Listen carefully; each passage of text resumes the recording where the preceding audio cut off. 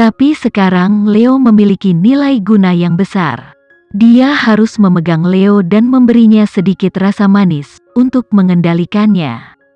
Rena berkata dengan lembut, "Tuan Leo, saya tidak suka Henry lagi, tapi sekarang saya masih ingin fokus pada karir dulu." Leo menjawab, "Oke Rena, aku menunggumu." Kebetulan Profesor Dani juga dikirim ke pintu oleh Direktur Rudy.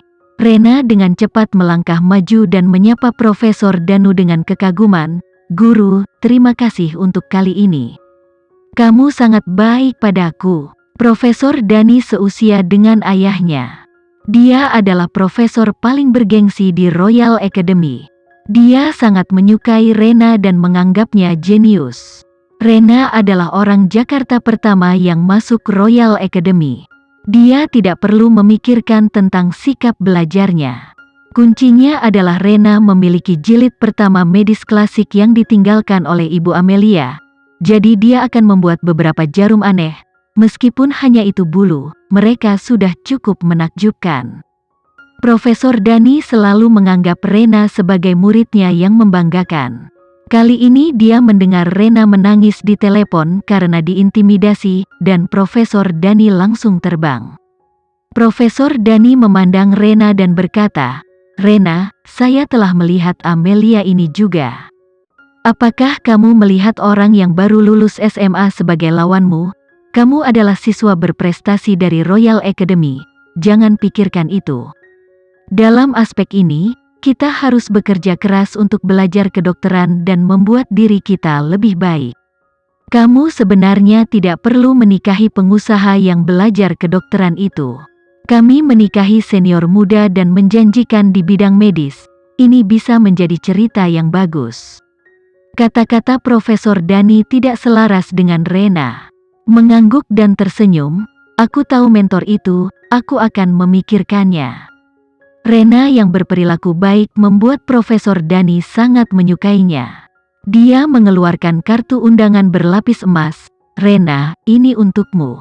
Kepala sekolah juga telah terbang ke Yogyakarta dalam 2 hari terakhir. Makan malam kecil akan diadakan, semua selebriti medis di Yogyakarta akan berpartisipasi. Ini adalah kesempatan sempurna untuk muncul. Kartu undangan ini spesial dan saya akan mengantarmu." Dia telah bertemu kepala sekolah beberapa kali setelah dia memasuki akademi selama beberapa tahun. Prinsip utama dalam kesannya adalah wanita kuat yang sangat anggun, cakap, dan cantik. Dia belum bisa mengucapkan sepatah kata pun kepada kepala sekolah, tetapi sekarang dia memiliki kesempatan untuk menghadiri pesta makan malam kepala sekolah. "Mentor, kamu baik sekali padaku, kamu seperti ayahku. Terima kasih banyak," Rena berkata. Profesor Dani memandang Rena dengan ramah, lalu sosok tampan tiba-tiba muncul di hadapannya, yang sangat akrab. Ekspresi Profesor Dani berubah, dan dia buru-buru mengaku, "Rena, ada yang harus kulakukan. Saya akan berada di sana." Profesor Dani mengejarnya. Ketika dia mencapai titik balik, dia berkata dengan terkejut, "Tuan Bisma, ini benar-benar kamu." Bisma berhenti. "Tuan Bisma, mengapa kamu berada di Dewan Penasihat? Kepala sekolah akan datang hari ini. Apakah kamu sudah menghubungi bibimu?" Profesor Dani mengenal Bisma, yang merupakan keponakan dari kepala sekolah Lisa Mahendra.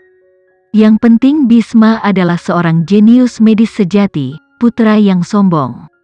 Apa yang dia kuasai bukanlah menggunakan jarum, tapi pisau bedah. Dia menjadi akademisi termuda di Universitas Brawijaya pada usia 20 tahun, dia luar biasa.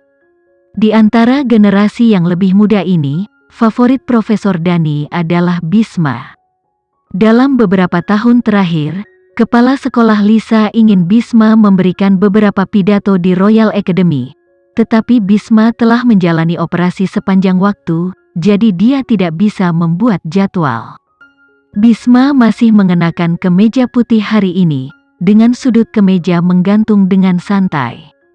Poni bergelombang di dahinya menutupi matanya yang hitam cerah, dan temperamennya bersih dan tampan.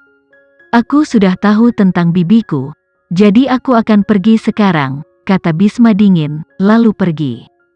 Leo sedang dalam suasana hati yang baik. Rena sepertinya memberinya pil jaminan, dan Rena akan segera menjadi pacarnya. Dengan Rena, Bella bukan apa-apa. Leo akhirnya seimbang secara mental. Dia menyentuh gulir hati khusus yang tersembunyi di lengannya. Amelia masih mencari gulir hati khusus ini di perpustakaan. Dia bisa memberinya pekerjaan yang bagus. Sebelum Leo selesai berbicara, sebuah tinju menghantam wajahnya, diikuti dengan tinju kedua dan tinju ketiga. Bisma berdiri dengan malas di depan. Dia telah mendengar teriakan teredam Leo seperti babi. Segera bawahannya Melanie datang dan menyerahkan gulir hati khusus. Tuan muda kedua, ini dia. Di dalam perpustakaan, Amelia sedang mencari gulir hati khusus. Sebenarnya, dia tidak mencarinya secara membabi buta. Beberapa waktu yang lalu, dia mempelajari kondisi Henry dan dia telah berada di sini selama beberapa waktu dan melihat gulir hati khusus. Dia memiliki ingatan yang sangat baik dan dengan jelas mengingat di mana gulir hati khusus berada. Tetapi ketika dia mencarinya, gulir hati khusus tidak lagi ada. Amelia melihat sekeliling untuk beberapa putaran, tetapi tidak dapat menemukan gulir hati khusus. Perpustakaan ini sangat besar. Saat ini, dia tiba-tiba melihat sosok yang tampan dan panjang di depannya sangat akrab. Ternyata itu pria yang suka tidur itu.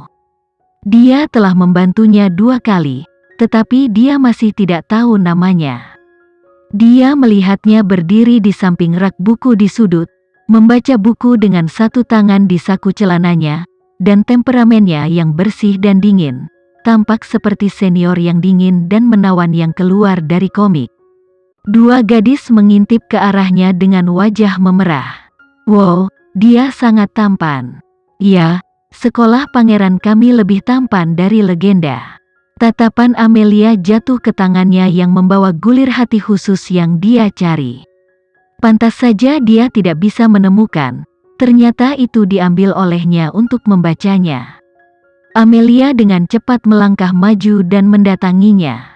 Dia menjawab dengan enteng, "Permisi. Dapatkah kamu meminjamkan gulir hati khusus yang ada di tanganmu? Profesor Dani dari Royal Academy ada di sini hari ini. Dia ingin menggunakan gulir hati khusus ini. Bolehkah saya mengambilnya?" Bisma tidak berbicara. Amelia merasa sedikit malu, seharusnya tidak mengganggu orang lain. Dia membacanya dulu. Bahkan jika Profesor Dani ingin membacanya, dia seharusnya didahulukan. Lupakan, aku tidak akan mengganggumu, jadi teruslah membaca, aku akan pergi. Bicaralah dengan Profesor Dani. Tapi Bisma mengulurkan tangan dan melemparkan gulir hati khusus ke Amelia. Dia tidak menyangka bahwa dia akan membuang buku itu. Dia dengan cepat mengulurkan tangan untuk menangkapnya, dan ketika dia melihat lagi, sosok Bisma yang tampan dan dingin telah menghilang dari pandangannya. Bisma kembali ke apotek dan duduk di kursinya. Saat ini, untayan nada ponsel merdu berdering dan panggilan datang, itu dari Lisa. Suara Lisa berkata, "Bisma, saya baru saja turun dari pesawat, dan sekarang di Yogyakarta, aku akan menjemputmu, dan pergi ke Green Garden untuk melihat nenek. Kamu tidak perlu menjemputku, kamu pergi dulu, aku akan datang ke sana nanti. Kalau begitu kamu harus datang malam ini, tinggal di Yogyakarta begitu lama, kamu belum mengunjungi nenek, dan kita pergi makan malam bersama di malam hari. Bisma, aku berbicara dengan ibumu di telepon.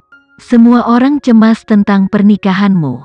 2 hari kemudian, saya akan mengadakan makan malam keluarga kecil dan mengundang seorang gadis jenius misterius untuk hadir. Gadis jenius ini juga ada di kota ini, aku akan memperkenalkan kalian berdua nanti." Bisma menjawabnya, "Aku tidak punya waktu." Lisa memotongnya pembicaraan dengan sangat serius.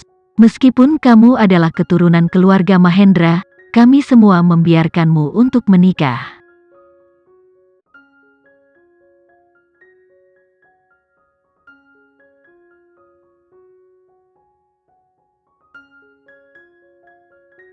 Sekian dulu ya video kali ini, kita lanjutkan lagi videonya di lain waktu. Oh iya, bagaimana menurut kalian? Semoga bisa sedikit menghibur kalian semua. Untuk teman-teman yang baru nonton, jangan lupa subscribe ya, hehehe. Dan kalau teman-teman ada yang ingin gabung langganan, bisa langsung gabung saja untuk dapat fitur yang menarik dan sedikit membantu Mimin. Terima kasih banyak sudah menonton, sampai jumpa lagi, bye.